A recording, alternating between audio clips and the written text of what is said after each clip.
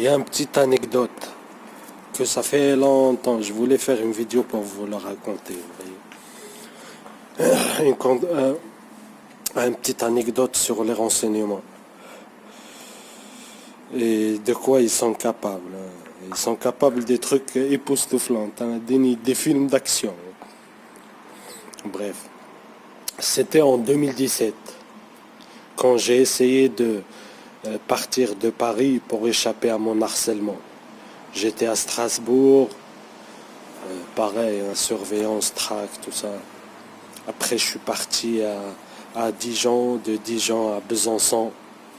Quand j'étais à Besançon, j'étais dans un hôtel.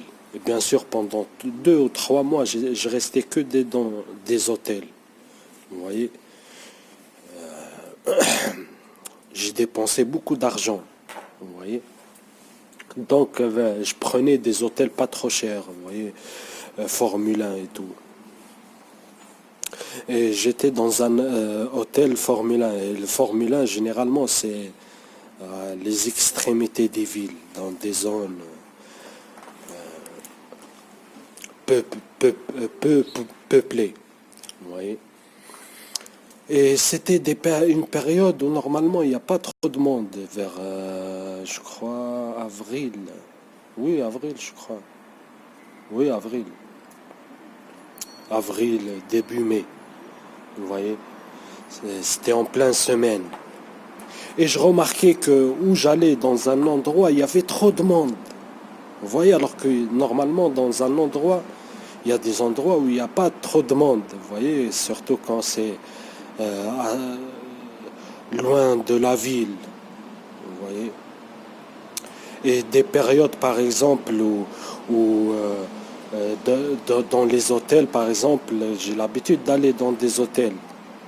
Vous voyez, à part les week-ends, et en plus les week-ends, il n'y a pas autant de monde non plus dans les hôtels. Vous voyez. J'allais au Formule 1, mais il y avait grave du monde.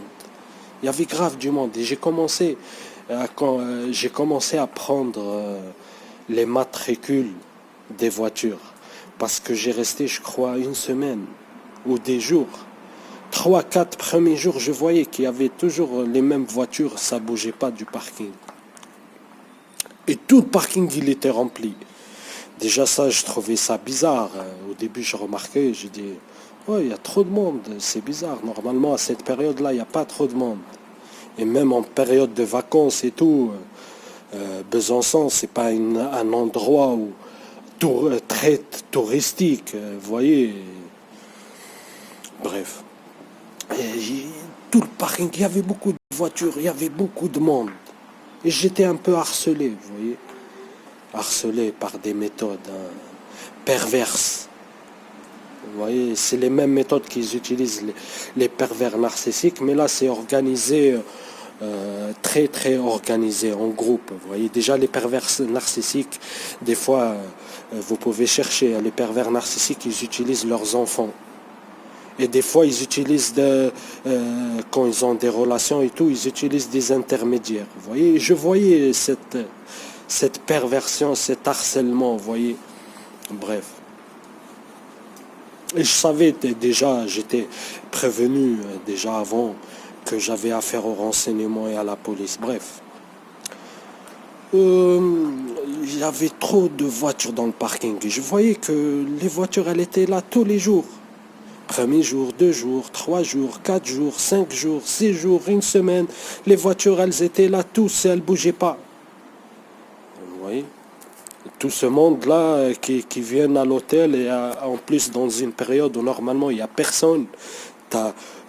Des fois, tu as quelques personnes, vous voyez, 2, 3 voitures maximum, une voiture, 2, 3, 4 maximum, vous voyez. Et généralement, ils prennent un jour, après ils partent. Vous voyez, c'était un endroit, vous voyez, bref. J'ai commencé à prendre les matricules des voitures. Vous voyez. J'ai commencé à prendre les matricules des voitures. Et j'étais très surveillé, vous voyez. temps en temps, je me retourne comme ça, je trouve que quelqu'un, il guette comme ça de la fenêtre, il se cache. Vous voyez, plein d'anecdotes comme ça, je remarquais, vous voyez, de temps en temps. Il se faisait griller, qu'il me surveillait, vous voyez, bref.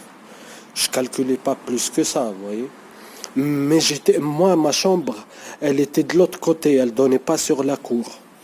Mais je sortais, vous voyez, j'allais faire un tour et tout. Je descendais en ville. Des fois, je sors à l'accueil, je prends un café, je sors devant, je fume une cigarette et tout. Vous voyez? Et je vois toujours les mêmes voitures. J'ai commencé à prendre les matricules des voitures. Ils ont grillé que je prenais les matricules des voitures et que j'ai remarqué que les voitures, elles étaient là, stagnées, elles bougeaient pas. Jour et nuit, pendant plusieurs jours, voire une semaine plus. Vous voyez. Un jour, vous voyez, tellement j'étais harcelé, vous voyez, parce que quand je prends une chambre, ils prennent les chambres tout autour pour le piratage et tout. Ils marcellent, ils font du tapage et tout. Alors moi, de temps en temps, je change de chambre. Et des fois, j'attends jusqu'à midi quand il y a l'accueil. Je vais à l'accueil, je change de chambre. Après, ils sont prévenus, ils savent que j'ai changé de chambre et tout. Bref. Le jour-là, je me suis levé plus tôt, en fait. J'ai pris un café et tout. Après, j'ai vu que l'accueil, il venait pas. J'allais au truc automatique là. J'ai réservé une autre chambre. Vous voyez? J'ai pris une autre chambre, mais c'était dans le truc automatique. Et la chambre, elle donnait sur en fait, sur le parking. Vous voyez.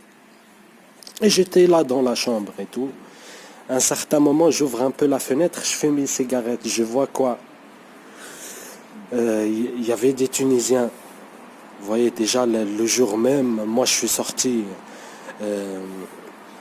fumer une cigarette. Ils sont venus direct à côté de moi. Ils ont commencé, vous voyez, les discussions dirigées, les feedbacks, ce qu'on appelle retour d'informations insidieux. J'ai compris que c'était des pions, des indiques.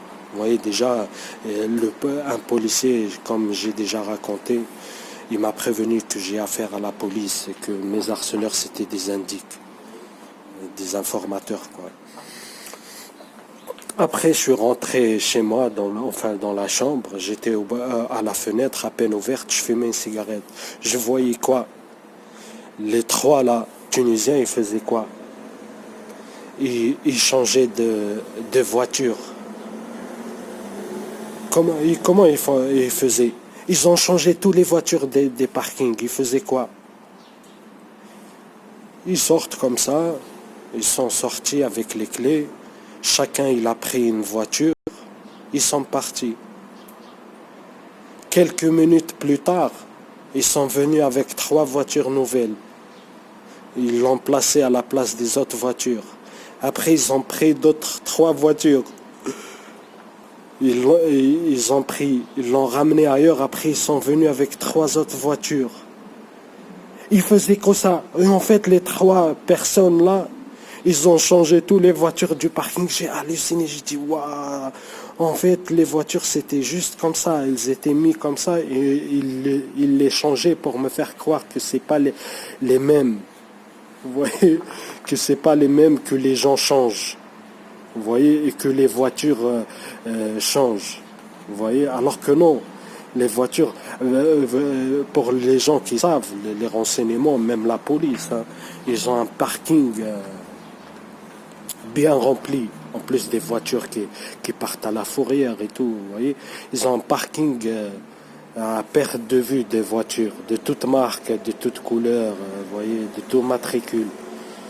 Ils les changeaient, je voyais beaucoup de 01, 13, que des matricules partout, Tom-Tom, 59, 69, je voyais des voitures de tous les matricules. Déjà, j'ai compris, moi, c'est bizarre, vous voyez. Déjà, Besançon, c'est pas un endroit touristique, et tous ces gens-là, ils viennent de partout, de la France et d'ailleurs, pour le Formule 1, bref. Et le jour-là, je les ai grillés. Je les ai vus de mes propres yeux, comment 3 personnes, ils ont changé tout le parking. Ils ont à chaque fois, ils ramenaient des voitures et ils allaient avec des voitures et ramenaient d'autres voitures neuves, enfin des nouvelles, ils les mettaient à leur place. Vous voyez, c'était juste une petite anecdote comme ça, vous voyez. Tellement la manipulation, vous voyez. Et à Poitiers, j'ai vu faire pareil. À Poitiers, j'ai vu faire pareil. Je sors la nuit pour aller à la poste. 3 Maghrébins, enfin 2 Maghrébins ou 3, pareil, 2 je crois. Pareil, ils me prenaient en filature avec une voiture. Ils allaient dans un parking, il a changé, ils prenaient une autre voiture et ils me prenaient encore en filature. C'était les mêmes, ils ont changé 3 ou 4 voitures en fait pendant tout le chemin. Vous voyez, pour me faire croire que c'est des gens différents alors que c'est les mêmes qui conduisent la même voiture. Et ça revient toujours, hein. Pareil, hein. À Levallois-Perret, je voyais la même voiture conduite par au moins 10-15 personnes. Et même là, en 2019, en Franche-Comté, ils font toujours la même chose. En fait, c'est des parkings des voitures de renseignement. Ils se font tourner parce que au début, ils utilisaient les informateurs, les indiques et tous les pions. Vous voyez, ils utilisaient des voitures, leurs voitures, quoi. Vous voyez, je prenais toujours les matricules. Après, ils ont changé de stratégie. Ils prenaient des autres voitures du parking du renseignement, ils se changent. Vous voyez. Et j'ai halluciné le jour-là où j'ai vu comment c'est des manipulateurs en fait. Vous voyez comment ils sont très organisés pour me faire croire que c'est pas les mêmes que les gens ils changent les voitures. 3 personnes, ils ont changé au moins 30 voitures. Ils faisaient que des va-et-vient. Vous voyez? Ils faisaient que des va-et-vient. Ils allaient avec des voitures, ils les déposaient, ils prenaient d'autres voitures, ils venaient, ils les garaient à la place des autres. Vous voyez? Et après, la seule qui m'a vu, c'était la femme de ménage. Vous voyez? Et moi, je guettais comme ça, je regardais et tout. Après, la femme de ménage, elle est partie parler aux jeunes, là. Enfin, aux jeunes, ils avaient la trentaine. Hein. Elle les a parlé et tout. Après, je les voyais tous se retourner vers ma chambre. Vous voyez, en fait, j'ai compris direct, elle les a prévenus. Elle les a prévenus qu'en fait, j'ai pas attendu. Enfin, j'ai changé de chambre, vous voyez. Et que je les ai vus. Après, ils se sont retournés, ils ont vu que je les ai grillés. Vous voyez. Ça, c'est un des nombreux anecdotes. Et je ferai une série comme ça où je parlerai juste des anecdotes comme ça. Vous voyez.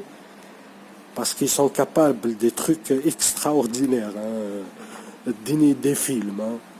Et même là aussi, ils font pareil. Hein. Ils créent des légendes avec même leur voiture, même ça va dans la légende, vous voyez. Et la voiture,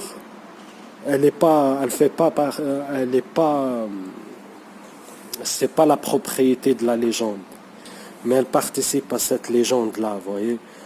Chaque jour, il y a un nouveau qui la prenne et qui la fait déplacer ailleurs pour faire croire que le gars il bouge, alors que vous voyez la voiture juste on la prenne de là, on la fait déplacer ailleurs et voilà, ainsi de suite. Bref. Sur ce, à la prochaine anecdote.